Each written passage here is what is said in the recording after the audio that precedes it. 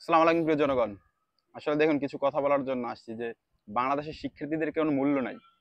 বাংলাদেশে শিক্ষার্থীদের কোনো মূল্য নাই। কারণ কি? কারণ হচ্ছে আপনার জুলাই যে আন্দোলন হলো, সরি, জুলাই যে আন্দোলনটা হলো, সেটার ক্ষেত্রে কিন্তু প্রথম দিকে কিন্তু ছাত্রদেরই একটা বড় ভূমিকা ছিল।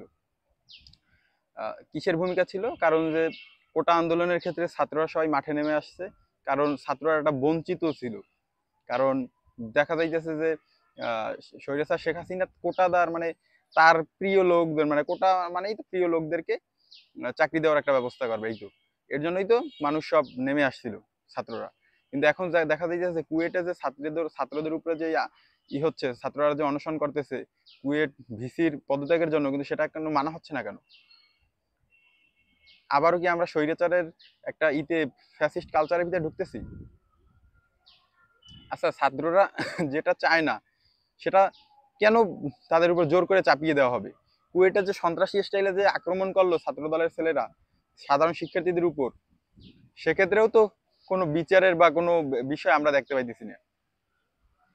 আমাদের ভুলে গেলে চলবে না যে এই ছাত্র জনতার উসিলাই আর কি আমরা এই স্বৈরাচার মুক্ত হয়েছি, বাংলাদেশ স্বৈরাচার মুক্ত হয়েছে।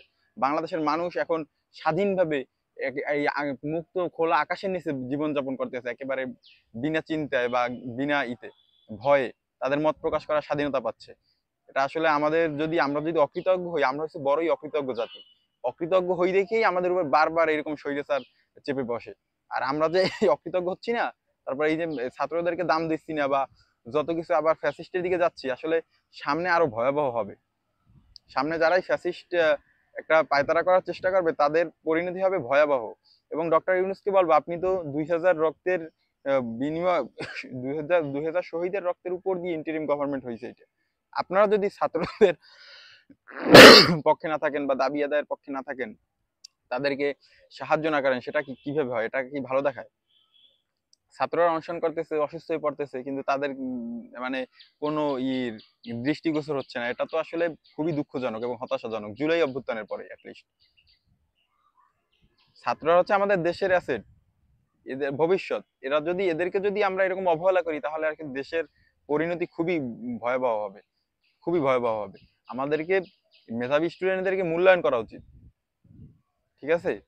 কোনো দলকানা হয়ে বা কোনো বিষয় যদি হয়ে দলীয় ভাবে যদি সবকিছু করা হয়, তাহলে সেক্ষেত্রে কোনো কিছুই এটা একটা জাতির জন্য মঙ্গলকর হয় না কোনোদিন। আর জুলাই আন্দোলনে আমাদের চেতনার ভিতর ছিল নাকি যে একটা ফ্যাসিস্ট কালচার, মানে ছাত্র মানে অনেক জন চাইবে না যে জিনিসটা, সেই জিনিসটা একজনের মতের উপরে চাপিয়ে দেওয়া হবে শেখ হাসিনার মতো? জুলাই স্পিরিট তো সেটা ছিল না। সম্পূর্ণ এখন যত কাজ হচ্ছে সব জুলাই স্পিরিট বহির্ভূত কাজ হচ্ছে। এটাকে ঘৃণাবারে প্রত্যাখ্যান করছি। এবং এই যে ছাত্রদের অতি দ্রুত তাদের যত দাবি আছে সব দাবি আদায়ের আহ, প্রতি সংহতি জানিয়ে বলবো যে ডক্টর ইউনূস, আপনি করেন, এই ছাত্রদের কি চাচ্ছে না চাচ্ছে সেদিকে খেয়াল লক্ষ্য রাখেন, তাদের এইগুলো পূরণ করেন দাবিগুলো। ছাত্র অসুস্থ হয়ে পড়ছে, সবাই যারা অনশন করছে, এটা তো আমাদের জন্য আসলে লজ্জাজনক এবং হতাশাজনক। এটা মোটেও ওই জুলাই অভ্যুত্থানের পর এটা মোটেও কাম্য নয়। এটা মোটেও কাম্য নয়। এটা আমাদের জন্য একটা বড়ই হতাশাজনক আমি মনে করতেছি। সকলে ধন্যবাদ। আসসালামু আলাইকুম রহমতুল্লাহ।